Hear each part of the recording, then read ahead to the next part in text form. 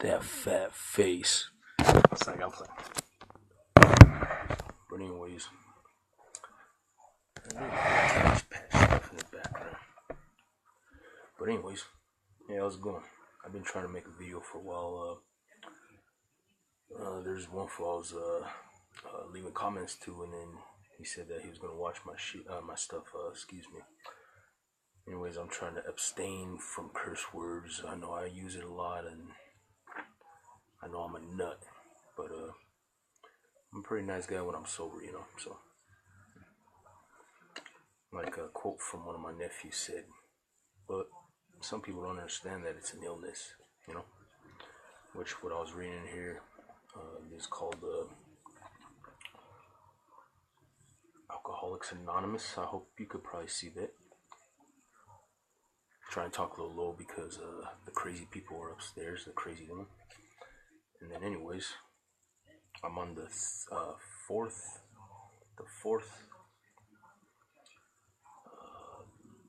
step. So I'll read a couple to you. I had a video, but it was too long. It was like 20 minutes. Stupid YouTube, but it don't matter. It goes right here. We admitted we are powerless over alcohol, that our lives have become unmanageable. And then number 2, come to believe that a power greater than ourselves could restore us to sanity. And then I done that. Made a decision to turn our will and our lives over to the care of God as we understood Him. And yes, I've done that too. And then number 4, most people get stuck on this. AAs and stuff like that, you know. But it says right here, made a searching and fearless moral inventory of ourselves. So I guess I have to do that still. Like, I'm gonna get a pen and paper and I'm gonna write it down because I'm actually serious about this, you know. I'm not doing it for no one else. I'm doing it for myself because I could be both. I don't know, just chill, you know. Like, when I'm not drinking, I get mad. It feels like I get madder when I'm sober, you know, for some reason. So I don't know. Like, when I'm drinking, I feel more calm, but not calm in a good way. But like, where I don't know what the heck's going on, I black out. I do stupid stuff that I wouldn't normally do when I'm sober, you know. But I think I'm more mischievous, I guess. I don't know. Cause the other day I was on the bus, right? I was feeling like drinking. Oh man, like in AA they say people, places, and things change your people, the places you go, and the things you listen to, you see, whatever. But anyways, that's what I'm trying to do. And today's my 7th day sober, so I'm feeling good. It's been a long time since I've been that sober. I usually get to the 5th day, but by the night's end, I would already have a drink in me by the 5th day, so I won't get through the day's end by the 5th day. I'm just trying to stay positive. One day I'll earn back my family's love. One day. But right now I'm just worried about myself right now. Just trying to stay clean. Even I don't even smoke weed now. I had the opportunity to get some yesterday too. Oh, excuse me, I was about to sneeze. I got some seasonal allergies. But yeah, I'm not gonna smoke that weed either.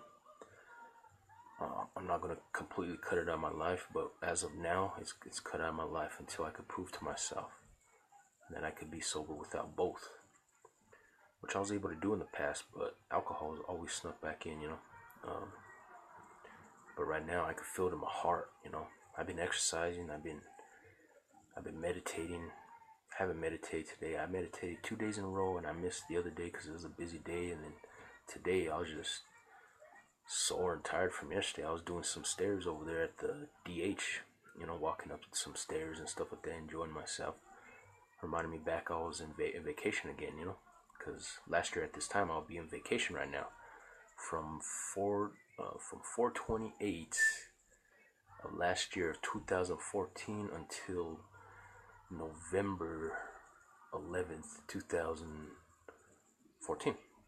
So I was on vacation for that while. But on some of my videos, thanks to YouTube for not allowing me to post them because they're too long. But I was reading some of these books.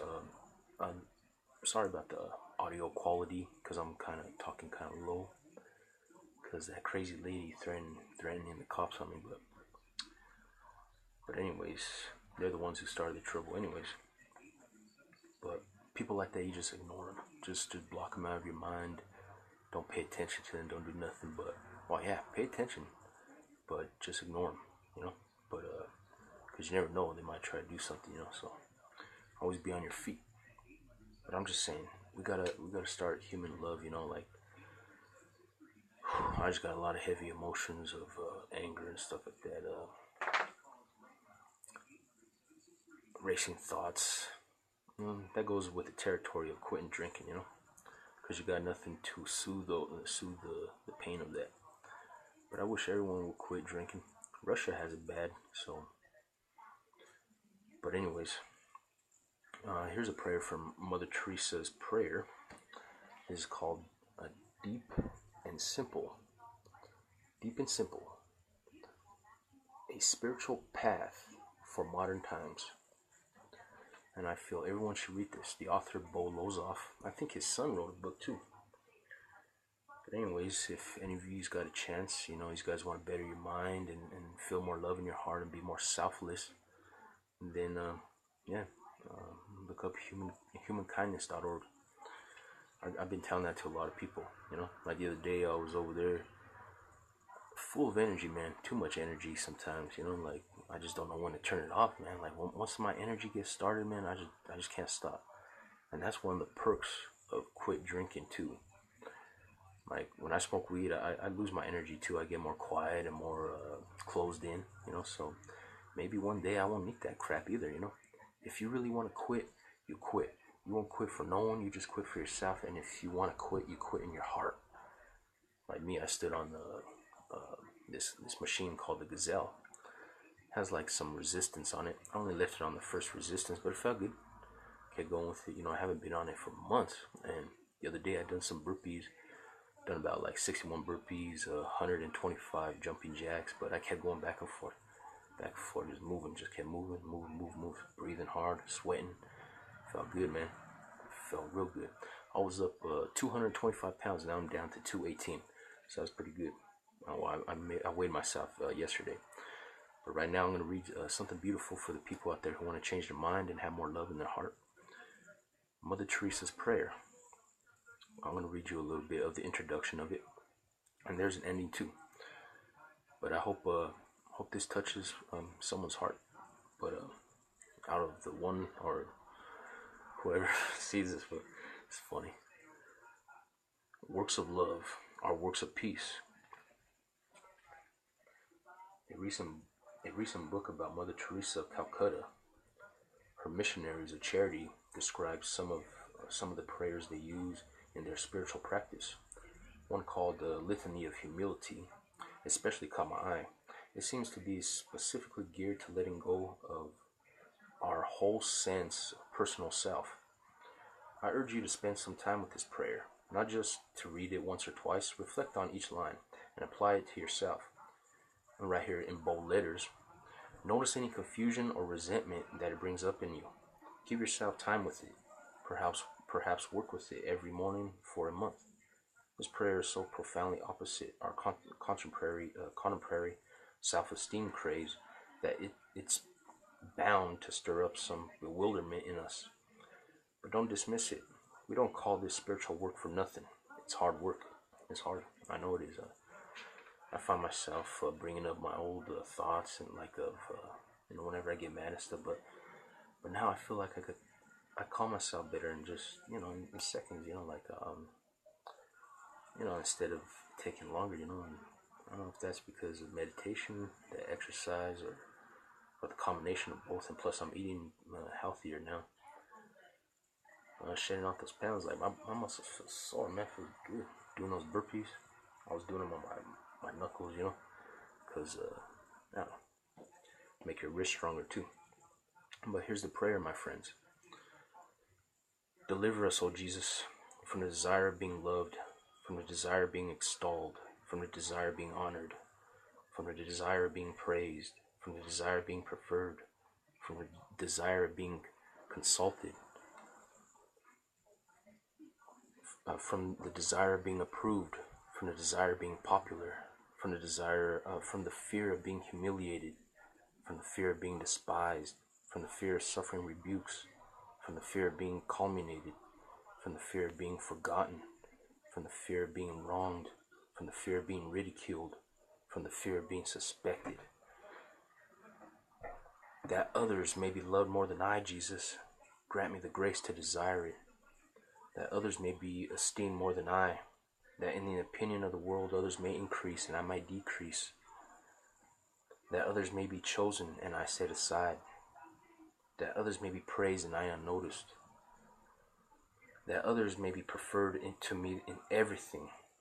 That others may become holier than me, provided that I may become as holy as I should. That's a beautiful prayer.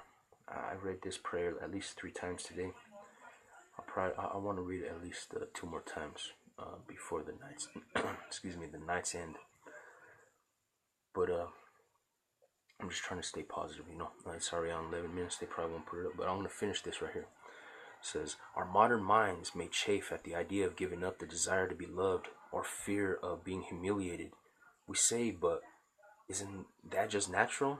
Doesn't everyone want to be loved and want to be and not want to be humiliated? Sure. Everyone who's willing to forever feel small, limited, and personal, meaning if you want to be loved and then you're afraid of being humiliated, like I know everyone is afraid of that, but if you feel like that in your heart, then what it's saying right here, you're going to be small, limited, and personal. So, but right here, spiritual teachings are not the physiology of the world. They are recipes for a fundamental transformation of who we think we are. If you truly let go of every one of those desires and fears mentioned in her prayer, you would no longer be you. You would be the love of God itself, manifesting through its particular body and personality. Mother Teresa knew what she was praying for. This prayer is so powerful, is a powerful tool for changing your entire state of mind. And it's very beautiful and it's touching. I love it. And I can't get enough of it. I think I'm on a new path, and then I feel different than I used to. But I know there's going to be those instances where things are going to come around. Like yesterday, instead of smoking that cigarette, I just told him no. But I wanted to, but I just told him no. But anyways, stay positive, my friends.